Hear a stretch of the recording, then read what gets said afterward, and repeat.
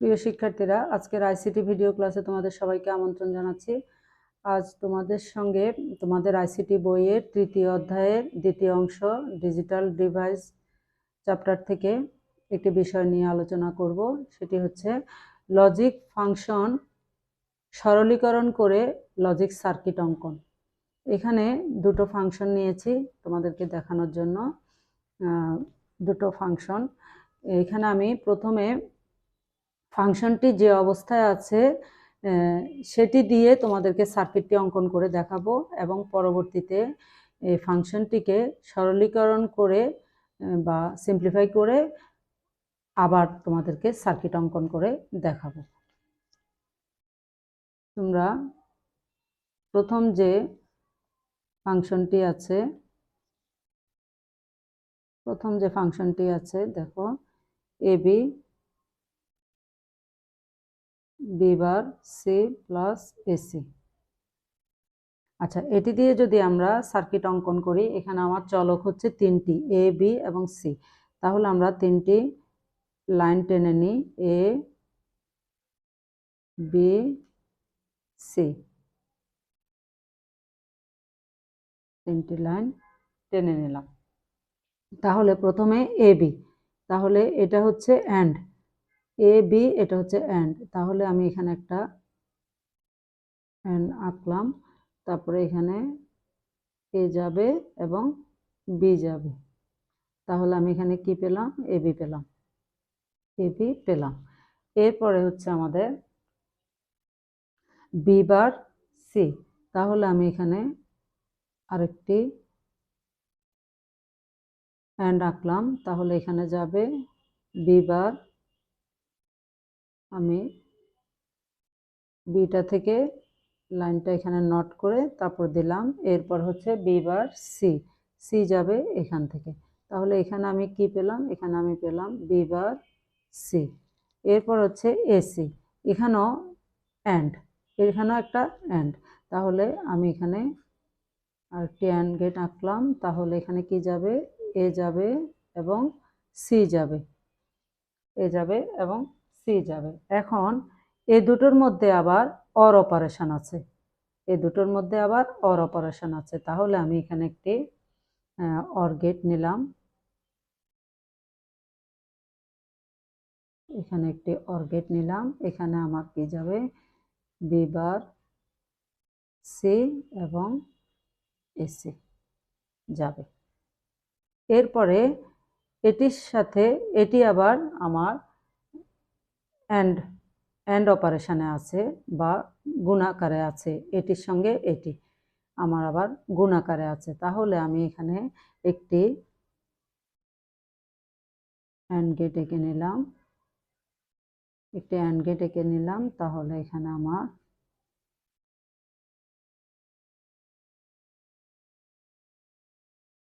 A B প্রবেশ করলো, আর এখানে হচ্ছে, এখানে আমি পেয়েছিলাম কি, এখানে আমি পেয়েছিলাম B bar C plus AC, AC পেয়েছিলাম, তাহলে এটি আবার আমার এখানে গেল, তাহলে আমি এখানে কি পেলাম, ফাইনালি এফ পেলাম। এ হচ্ছে আমার ফাংশনটি যেভাবে আছে ওইভাবে যদি আমি সার্কিটটি অঙ্কন করি এরকম আসে। এখানে আমার কয়টি লজিক গেট লাগে, 1 2 3 4 5 6টি লজিক গেট লাগে। আচ্ছা, এবার যদি আমি এটাকে সিম্পলিফাই করি তাহলে আমার কি আসে একটু দেখি, A B, B bar C plus AC. আচ্ছা, এখানে প্রথমে আমি গুণ করে দিই, এ বি দিয়ে বি বার সি প্লাস এসিকে গুণ করি, তাহলে আমার আসে A B B bar C যোগ এ বি এসি, এরকম আসে। তাহলে এখানে এই যে বি বার আছে এটা সমান হচ্ছে 0, যখন বির সাথে বি বার থাকে তখন এটা গুণাকারে থাকে, তখন এটা হবে 0, আর এখানে দুইটা এ আছে, এ হয়ে যাবে, তাহলে এটা আমার হবে এসি, এসি গুণ 0, আর এটা হবে এবিসি, এটা হবে এ, দুইটা এ আছে, একটা এ হয়ে যাবে, গুণাকারে দুইটা এ আছে যেহেতু, এ বি সি। তাহলে এখানে আমি কি পেলাম, এখানে এই যে শূন্যের সাথে যে কোনো কিছু গুণাকারে থাকলেই শূন্য, তাহলে আমি কি পাবো? ফাইনালি আমার এবিসি থাকবে। তাহলে এই যে সিম্পলিফাই করে আমি কি পেলাম? এবিসি। এখন আমি যদি এটি দিয়ে যদি আমি সার্কিট তৈরি করি, তাহলে আমাকে যেহেতু তিনটি চলক, তাহলে আমাকে এখানে এ একটি লাইন এবং বি একটি লাইন এবং সি আরেকটি লাইন, আমাকে তিনটি লাইন এঁকে নিতে হবে। এবং এখানে আমি যদি একটি, যেহেতু এ বি সি তিনটা এখানে অ্যান্ড অপারেশন, তাহলে আমি যদি এখানে একটি অ্যান্ড আঁকি, তাহলে এখানে কি যাবে? এখানে এ যাবে, বি যাবে এবং সি যাবে। তাহলে এটি হচ্ছে আমার ফাংশন। তাহলে এখানে আমি কি দেখলাম? যে একটি লজিক ফাংশন যখন সরলীকরণ করা হয়, তখন এখানে আমাদের গেটের সংখ্যা কমে যায় এবং সার্কিটের সংখ্যা কমে যায়, তখন এটি সার্কিটটি আঁকতে অনেক সহজ হয়। আর যখন সরলীকরণ করার পূর্বের অবস্থায় থাকে, তখন এখানে আমরা দেখতে পাচ্ছি 6টি লজিক গেট এখানে ব্যবহার করা হয়েছে এবং সার্কিটটি অনেক বড় হয়েছে। আর সিম্পলিফাই করার পরে সার্কিটটি একটু ছোট হয়ে গিয়েছে। তারপর তোমাদের দ্বিতীয় যে ফাংশনটি দেখো, ফাংশনটি সেটি হচ্ছে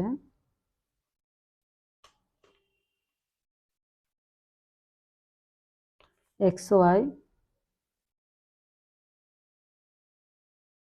plus X Y plus Z plus Y plus Z plus Z, এরকম। এখানে আমরা প্রথমে না হয় এটা ওই সার্কিটটা এঁকে ফেলি। যে ফাংশনটি আছে, তোমাদেরকে সরলীকরণের পূর্বে এই সার্কিটটি আমরা অঙ্কন করি। এখানে আমাদের তিনটি চলক এক্স ওয়াই এবং জেড। আমরা সরলীকরণের পূর্বে এই ফাংশনটি থেকেও একটি সার্কিট অঙ্কন করব, আবার সরলীকরণ করার পরে যে ফলাফলটি পাবো সেটি দিয়ে আমরা আরেকটি সার্কিট অঙ্কন করে তোমাদেরকে দেখাবো। তাহলে X Y Z, X Y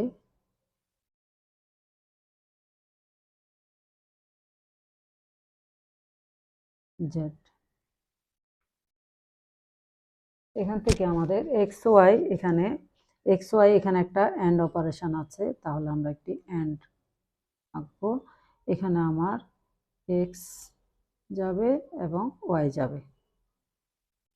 এখানে আমরা কি পেলাম? X Y. তারপরে আমার ওয়াই প্লাস জেড, এটা কিন্তু অর অর আকারে আছে এখানে, বা অর অপারেশনে আছে আমার এখানে। তাহলে আমি এখানে একটা অর এঁকে নিব। কি যাবে? ওয়াই আর জেড যাবে, ওয়াই এবং জেড যাবে। তাহলে এই ওয়াই জেড আবার এক্স এর সাথে গুণ আকারে আছে। ওয়াই প্লাস জেড এটা আবার এক্স এর সাথে গুণ আকারে আছে। তাহলে এখানে আমরা একটা অ্যান্ড গেট আঁকবো।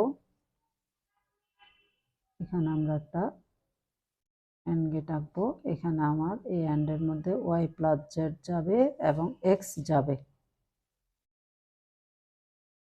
এখানে আমার জেড যাবে, এক্স যাবে, ওয়াই প্লাস জেড আর এটার সাথে এক্স গুণ আকারে আছে, তাহলে এক্স যাবে। এটা একটা অ্যান্ড গেট।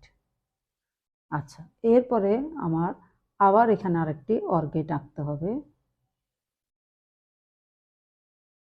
অর গেট নিব। এখানে কে যাবে? এখানে ওয়াই জেড যাবে, ওয়াই এবং জেড যাবে। আচ্ছা, এখানে এই ওয়াই জেড এর সাথে ওয়াই আবার এখানে অ্যান্ড অপারেশন আছে, তাহলে আমি এখানে আরেকটি অ্যান্ড আঁকবো। অ্যান্ড একে এখানে আমার এখানে ওয়াই প্লাস জেড, এটা আমি পাইছিলাম ওয়াই প্লাস জেড পাইছিলাম এখানে, আর এখানেও ওয়াই প্লাস জেড পাইছিলাম।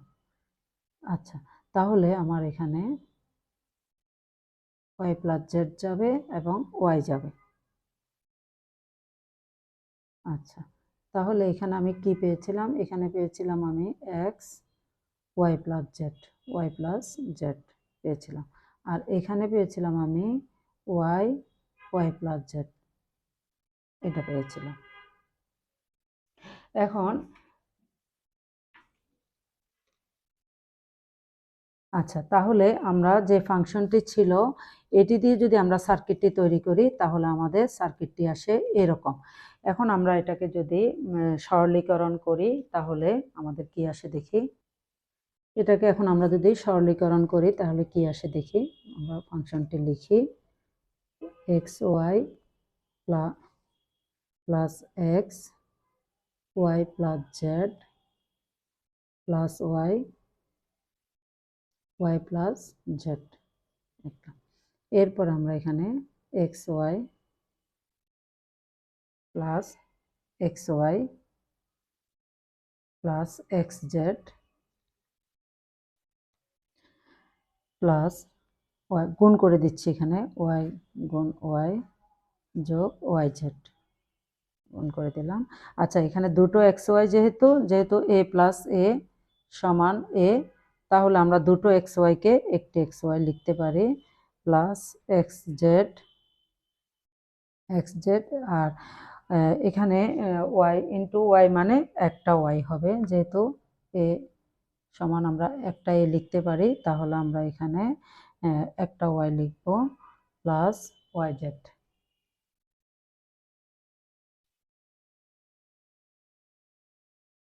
আচ্ছা, তাহলে এখন এখানে X Y plus X Z plus আমরা যদি ওয়াই কমন নেই তাহলে এখানে হবে ওয়ান প্লাস জেড।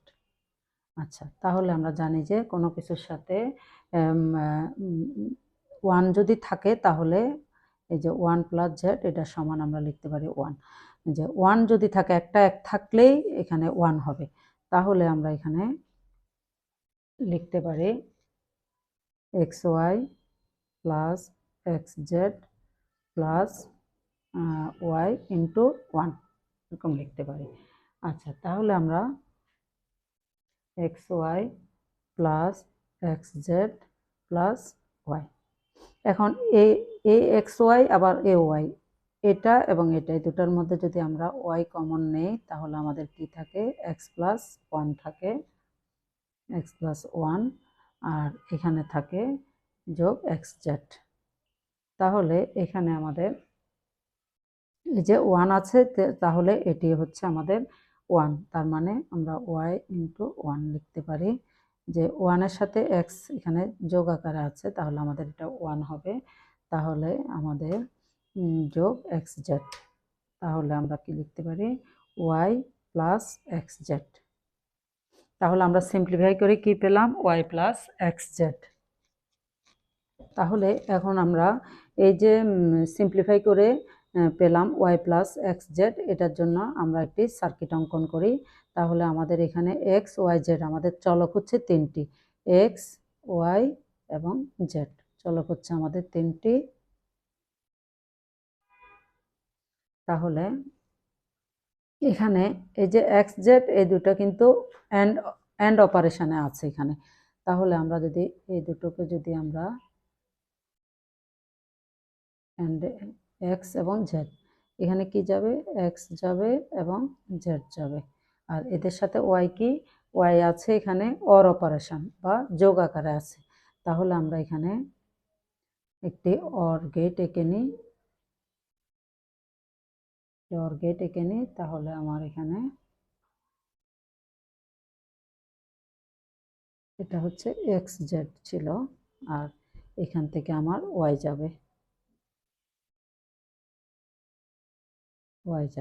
তাহলে এখানে আমরা কি পেলাম, ফাংশন পেলাম। তাহলে ফাংশন সমান হচ্ছে ওয়াই প্লাস এক্স জেড। আচ্ছা, তাহলে আমরা এখানে কি দেখলাম যে আমাদের এখানে শুধু দুটো লজিক গেট লাগে। এই যখন সিম্পলিফাই করার পরে সরলীকরণ করার পরে আমরা যখন সার্কিটটি অঙ্কন করি তখন আমাদের এখানে শুধু দুটি লজিক গেট লাগে, কিন্তু যদি আমরা সরলীকরণ করার আগে যদি আমরা সার্কিটটি তৈরি করি 1 2 3 4 5টি আমাদের লজিক গেট লাগে।